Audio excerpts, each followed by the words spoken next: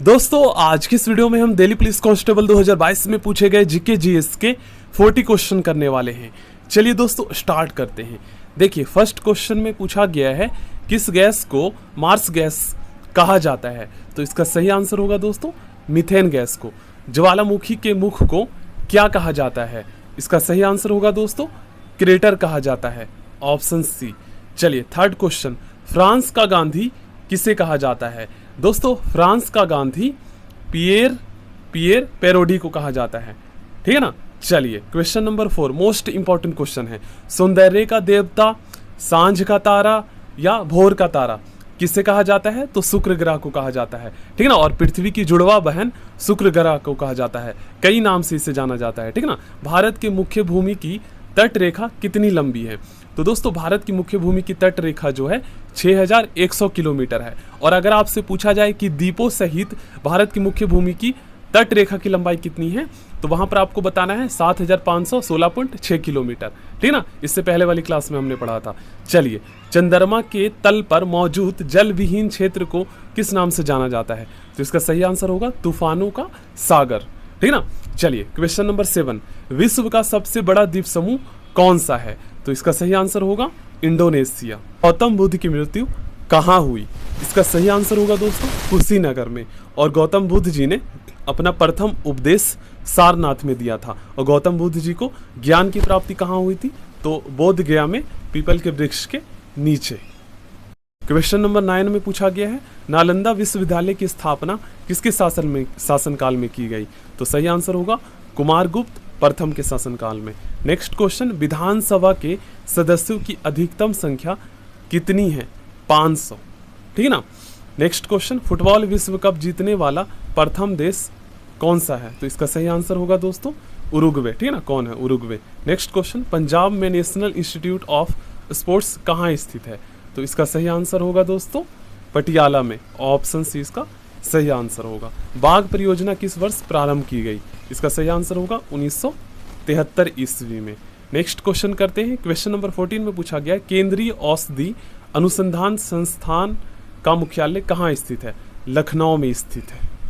Question number 15 में पूछा गया है पेट्रोल निर्धारक देशों का संगठन ओपेक का मुख्यालय कहाँ है? तो इसका मुख्यालय दोस्तों वियना ऑस्ट्रेलिया में है, ठीक है ना, Australia. Next question question number 16 का आंसर होगा 1556 ईस्वी में। नेक्स्ट क्वेश्चन, कौन सी विटामिन जल में घुलनशील है? तो इसका सही आंसर होगा दोस्तों विटामिन सी, जल में घुलनशील है। विरवल साहनी पुरावनस्पति संस्थान कहाँ स्थित है? तो इसका सही आंसर होगा दोस्तों लखनऊ में स्थित है, ठीक है ना। क्वेश्चन नंबर 18 का ऑप्शन बी सही आंसर होगा। किस एक्ट को बिना अपील, बिना वकील तथा बिना दलील का कानून कहा गया? तो रॉलेट एक्ट को, ठीक है ना। इसे काला कानून के नाम से भी जाना जाता है। संगमरमर का रासायनिक नाम क्या है? तो इसका सही आंसर होगा दोस्तों कैल्शियम कार्बोनेट, ठीक है ना। संगमरमर का रासायनिक नाम कैल्शियम कार्बोनेट है, ठीक है ना। चलिए केंद्रीय मंत्रिमंडल सामूहिक रूप से किसके प्रति उत्तरदायी होती है? तो केंद्रीय, यहाँ पर केंद्र तक की बात की जा रही है, तो लोकसभा, ठीक है ना, लोकसभा के प्रति उत्तरदायी जवाबदेही होती है। क्वेश्चन नंबर 22 में पूछा गया है भारत में प्रिंटिंग प्रेस की शुरुआत दोस्तों 1556 ईस्वी में हुई थी, ठीक है ना, याद कर लीजिएगा। क्वेश्चन नंबर 22 का आंसर ऑप्शन ए होगा। चलिए नेक्स्ट क्वेश्चन में पूछा गया गौतम बुद्ध जी को ज्ञान की प्राप्ति किस स्थान पर हुई थी? तो बोध गया के उरुवेला स्थान पर, ठीक है ना। क्वेश्चन नंबर 23 का ऑप्शन डी सही होगा। नेक्स्ट क्वेश्चन, दादरी गैस विद्युत परियोजना किस राज्य में स्थित है? तो ये दोस्तों उत्तर प्रदेश में स्थित है। क्वेश्चन नंबर 25, इंपीरियल बैंक का नाम बदलकर भारतीय स्टेट बैंक किस वर्ष रखा गया? देखिए भारतीय स्टेट बैंक का नाम पहले इंपीरियल बैंक था, इंपीरियल, ठीक है ना। तो किस वर्ष जो है ये नाम बदला गया? तो इसका सही आंसर होगा दोस्तों 1955 ईस्वी में, ठीक है ना। राष्ट्रीय स्वयं सेवक संघ के प्रमुख सूत्रधार कौन थे? तो इसका सही आंसर होगा दोस्तों केवी हेडगेवार, ठीक है ना। चलिए क्वेश्चन नंबर 27 में पूछा गया मैसूर का शेर किसे कहा जाता है? दोस्तों मैसूर का शेर टीपू सुल्तान को कहा जाता है, ठीक है ना। चलिए क्वेश्चन नंबर 28 करते हैं।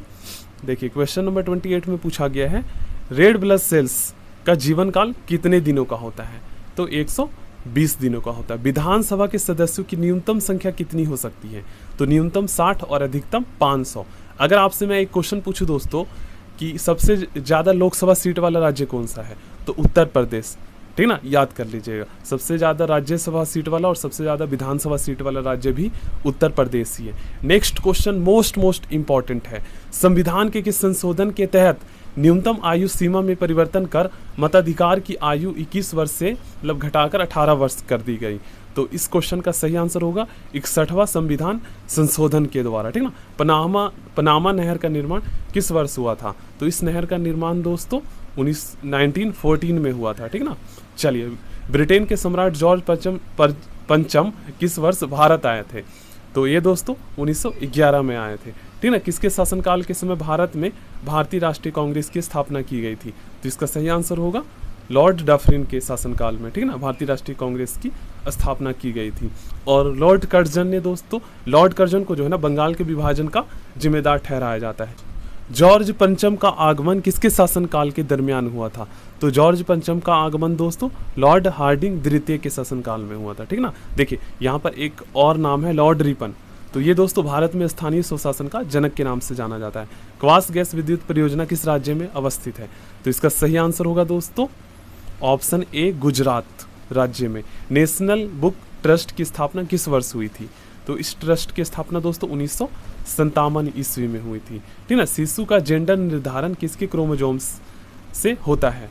तो इसका सही आंसर होगा दोस्तों पिता के क्रोमोजोम से, ठीक ना। राष्ट्रीय ध्वज का प्रारूप किस वर्ष अपनाया गया था, स्वीकार किया गया था?